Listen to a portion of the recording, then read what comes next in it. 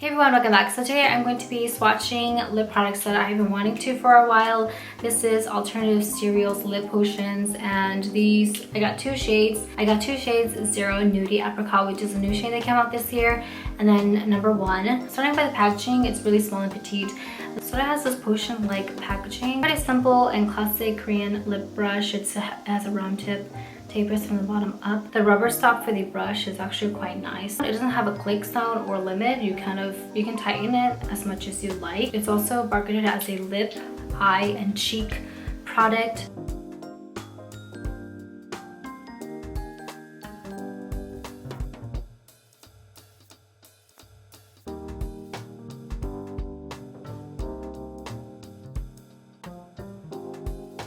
They do have a shade 0. This is the new shade that came out. It is called Nudie Rose. So I have a peachy apricot shade. It's quite light, flattering an MLUV shade, and it kind of reminds me of an ounce beige or peach honeybee. We're gonna have to swatch them side by side later. For the formula, you sort of have this gel-like formula, which is kind of similar to Peripera's Ink Mood Glowy Tint or rom&nd water tint. It's very lightweight. It's not super watery. I do claim that this product does get a little bit glossy and it blurs the wrinkles of your lips after a minute or so once you have applied it. On the lips right now, it doesn't seem to have much of a blurring function. We'll have to see for the full look, but I can still see the wrinkles on my lips.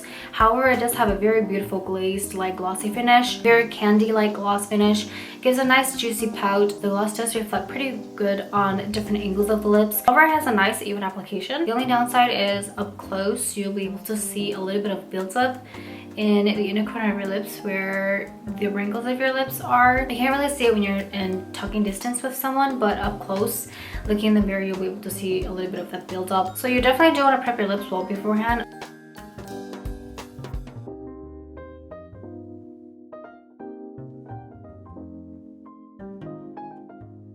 So with the full look, you'll see that when I first applied it, so it has this apricot type of color. It's a lot lighter, and then once you apply it on your lips, it's going to oxidize a few shades darker. Also for the full look, we can see it's a little bit more mute as well, and it still has an apricot peach color. The more they apply, the more pink it's going to look with apricot peach undertones. The apricot undertones do look a little bit more subtle for the full look. It's been over a minute now, and it doesn't seem to have blurred much of my lips. By that I mean the wrinkles of my lips.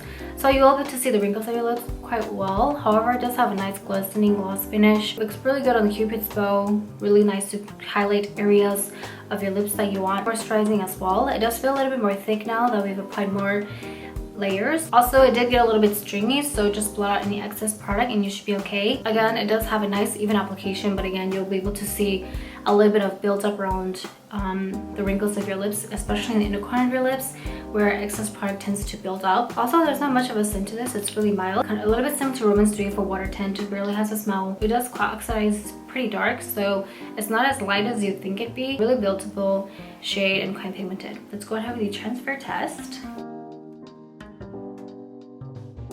So on the hand swatch, you see that it didn't have much of a stain later on, and it did transfer quite a bit on the first swatch. This does claim to have a good stain. However, I'm not really seeing much of it on my lips, maybe because the shade is lighter. My lips do feel a little bit slightly sticky, but it's not overwhelming. It's not drying. I have Nudie Peanut at the bottom, an ounce beige, and then Peach Honeybee. Quite similar to each other in muteness and shade.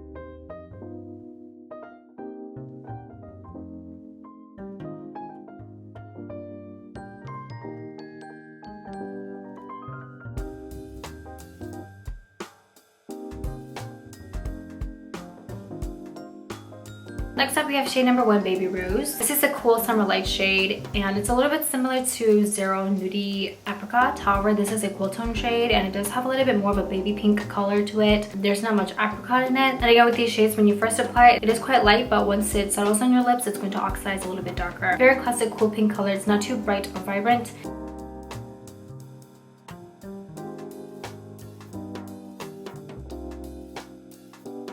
So for the full look, you can see more pigmented pink color. It did get a little bit darker and a little bit vibrant as well. Very nice pigmentation. Again, this is a cool tone shade, but it's not super cool tone. It's a little bit more of a neutral shade and slightly cool tone. And again, it's very buildable, so you can do a light layer if you can do a light layer, but you can also deepen the shade. I'm also going to go in with a transfer test for this because I want to see if it turns red. It turns out slightly rosy, but it's not super visible. Here's a quick hand comparison. I have Baby Rose at the bottom, and on top of that is Inkmood Glowy Tint in shade 21. They do have a similar muteness, however 21 on top, it does have a little bit more of a lilac purple undertone. Alright, I'm gonna do my intro and outro video. I'm going in with rom&nd Lip Matte Pencil in Dovey Pink. I'm gonna use this as a lip liner or my base.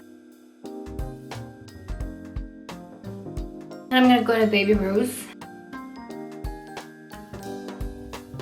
I also do want to go with the gloss. I went with Peripera's gloss. I'm gonna be applying Nudie Apricot on this side.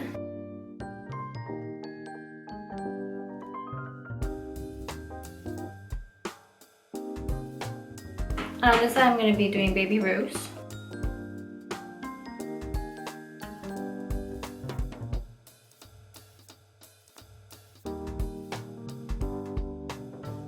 See the shade that it does leave on the cheeks and on the eyelids as well. For Baby Rose, I used to have a cool tone pink color.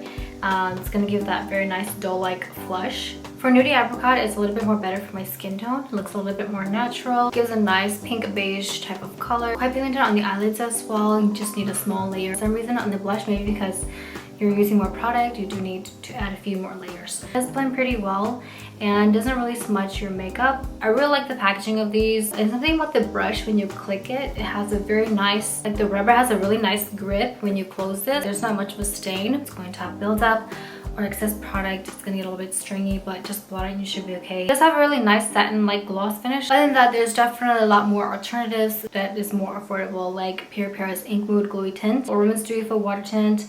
It's also a little bit similar to rom&nd Juicy Lasting Tint as well. It's not as watery. I hope that you found it helpful. I've been wanting to try these products. Thank you so much for watching, and I will see you in the next video.